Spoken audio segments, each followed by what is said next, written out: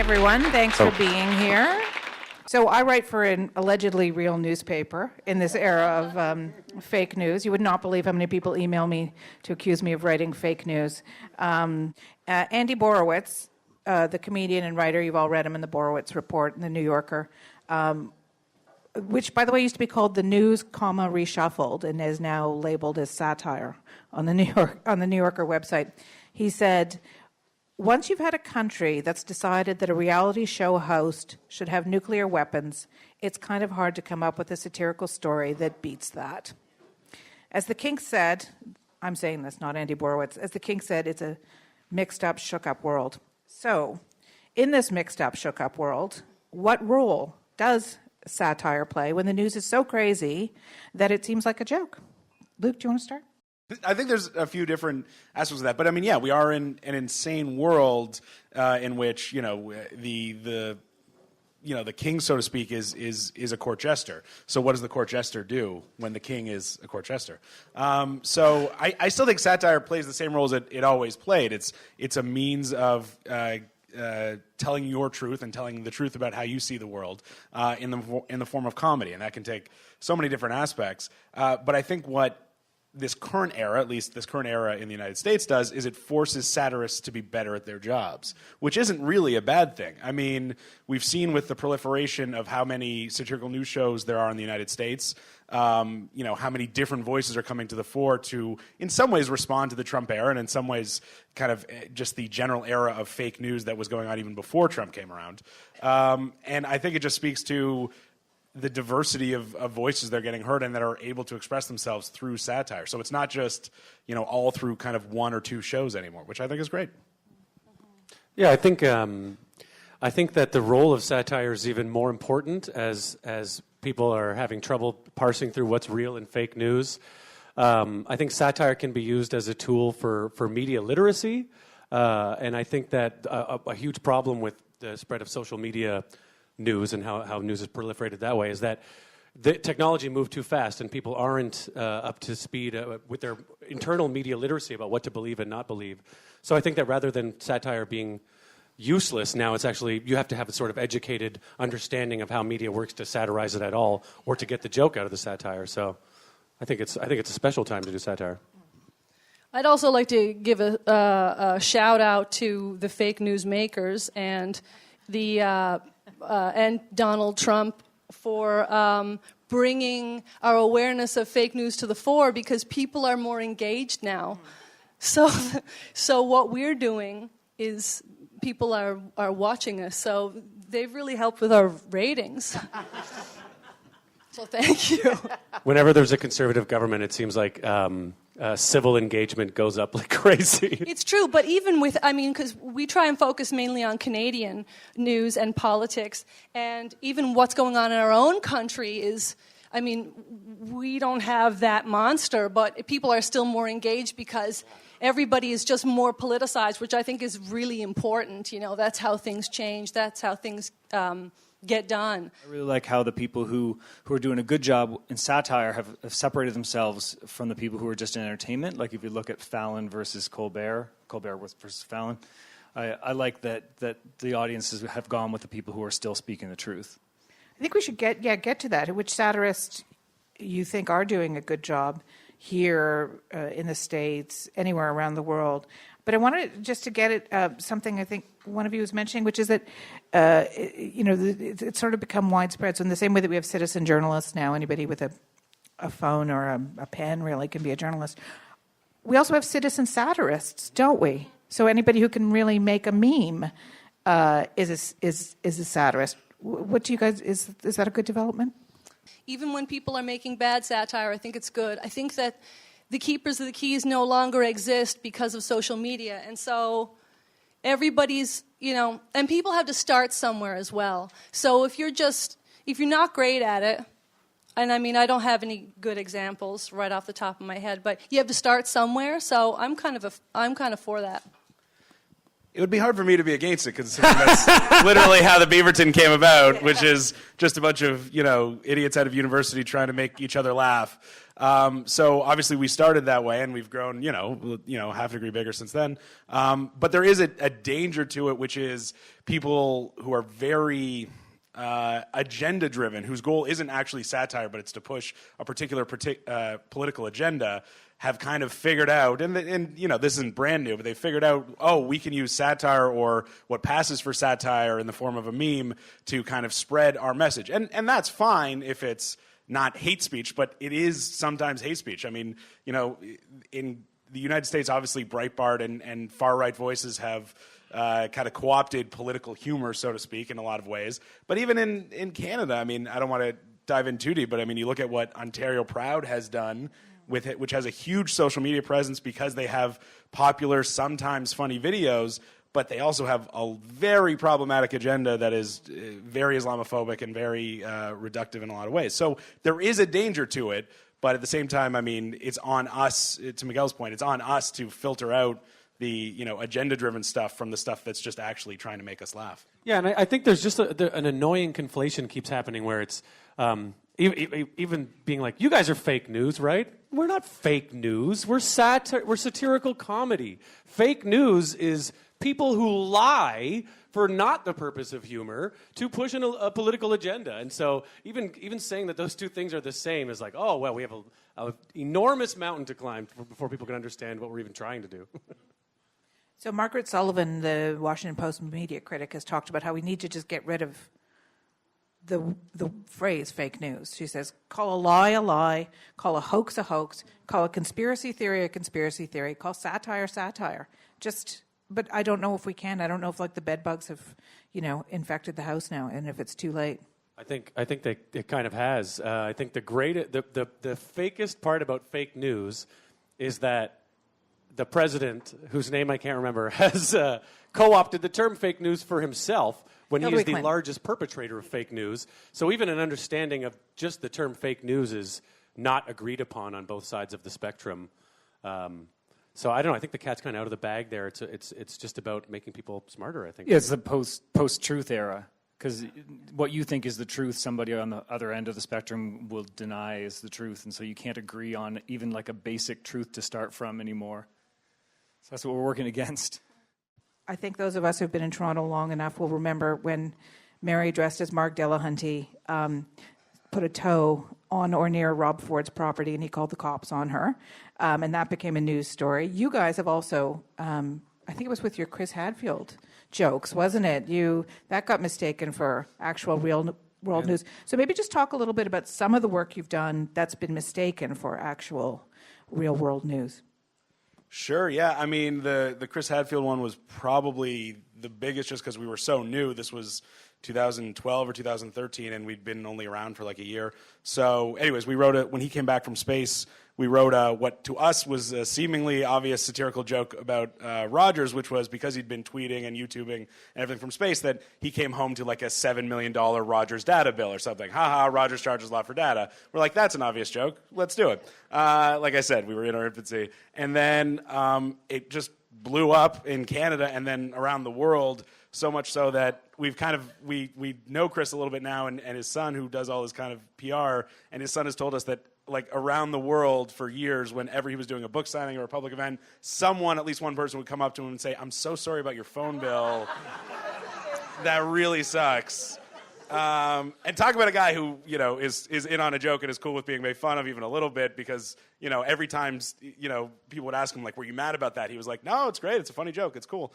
So he's a trooper and a champ. But yeah, that was the kind of biggest one. And we had this interview talking about where foreign countries where satire isn't as protected. We had this interview with a Chinese language newspaper that had just opened up a Toronto office. And this was our first ever press. and so we were like, yeah, we'll do it. Why not? And all the questions basically amounted to a repetition of the idea of why aren't you in jail? Because they just really were confused. They were like, you should be in jail. Why aren't you in jail for doing this?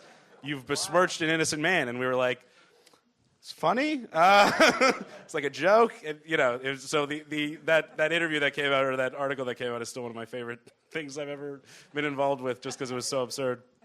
I think we do so much of what we do with crazy characters and stuff that we don't get mistaken too much for actual news. But I think what happens with us is that we'll do something that becomes news in a strange, weird way, like the time that Mark accidentally got, who was that, to step on the effigy, the doll of George W. Bush. I don't want to say the wrong name, yeah, but so she did that, and it was like she had to step down. I think she was an MP or something, or an MLA or something, and like her career basically ended because Mark was like, as a joke, was like, hey, like, tell the doll what you think about it or whatever. And then he's like, why don't you step on it? And then we cut to commercial with her stepping on the doll. And like, apparently between the time that they shot the piece and the footage got sent to CBC and Mark flew back to Halifax, it was like a full-blown shitstorm. Like that he was like going to end this woman's career.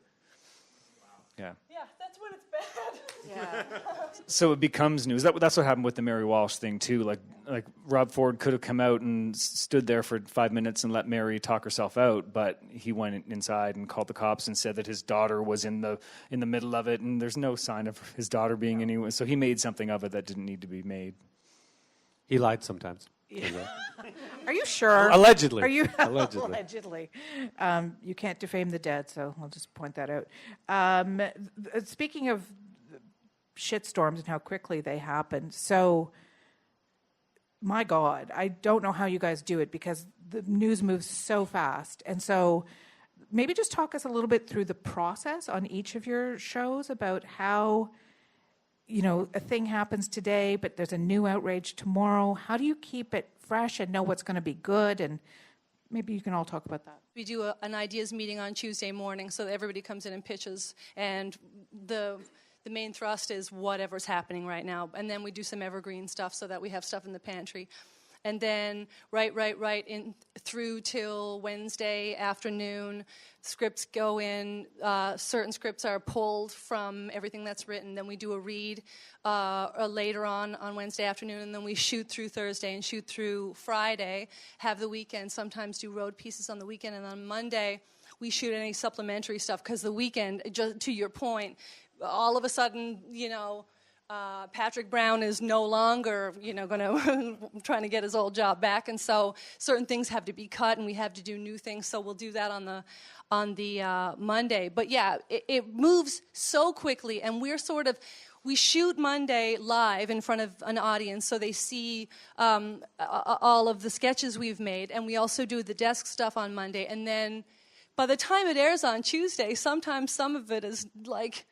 It's mood. It's useless, but it's there in the show. So we're kind of, you're always, I mean, the 24-hour news cycle makes it so, and just sort of the quickness of the world we're living in makes it so that we're always trying to catch up. And so Monday is oftentimes the day that we use to modify what it is we're doing. And yeah.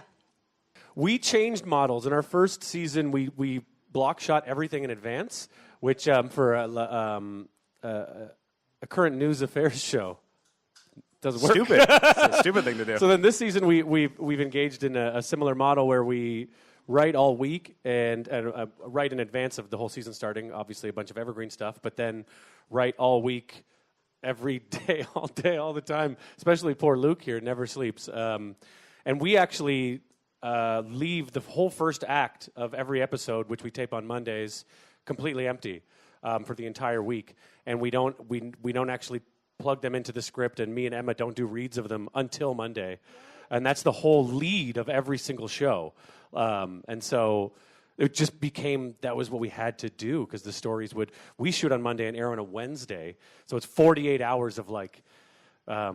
Just freaking out that something's going to change. But then we also overshoot on Mondays so that we can sort of completely knock stuff out and plug in other stuff.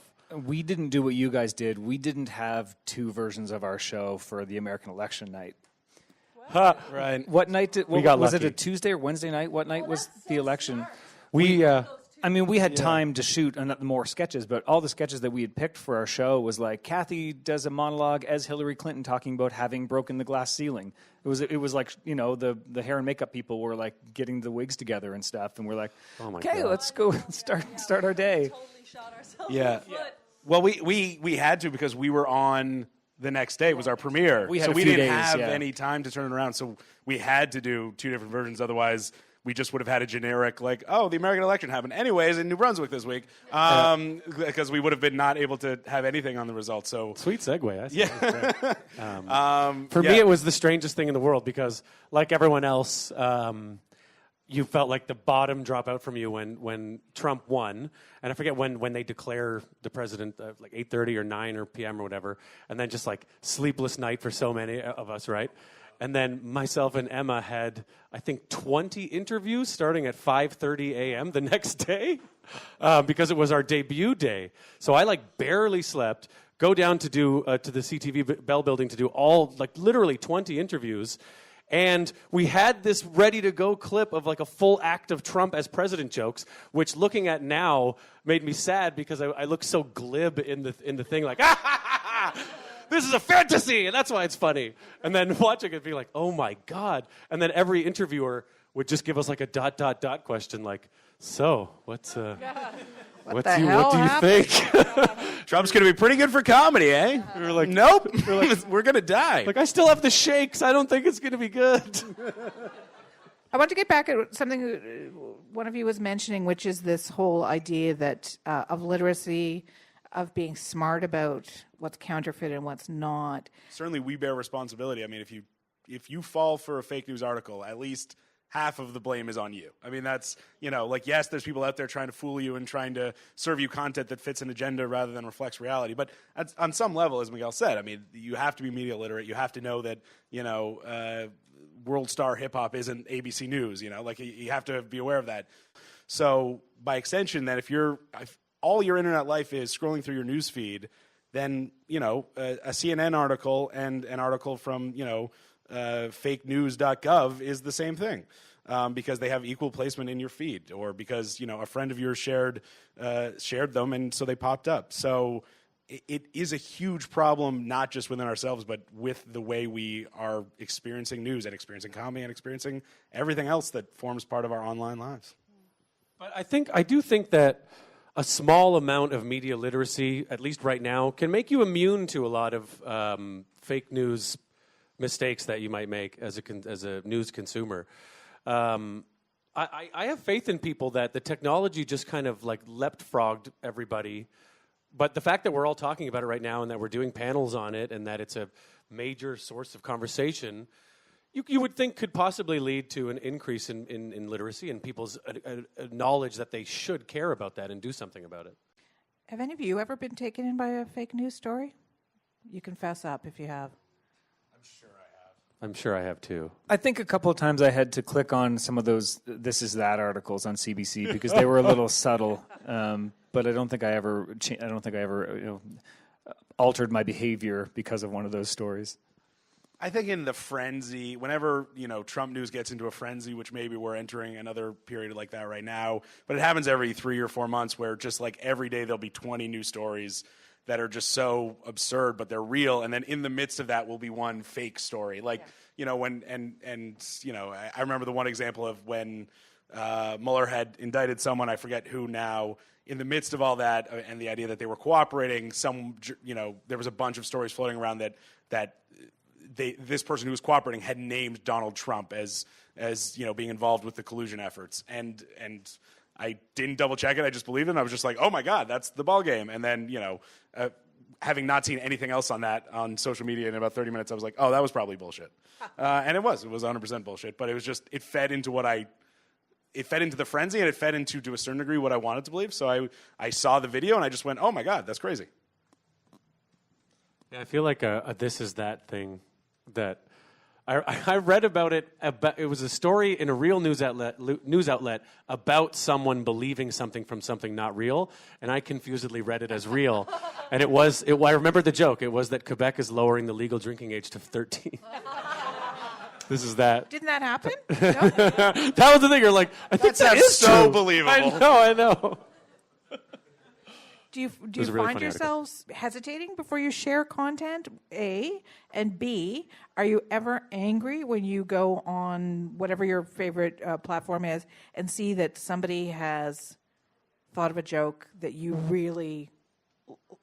also had thought of and got to it first?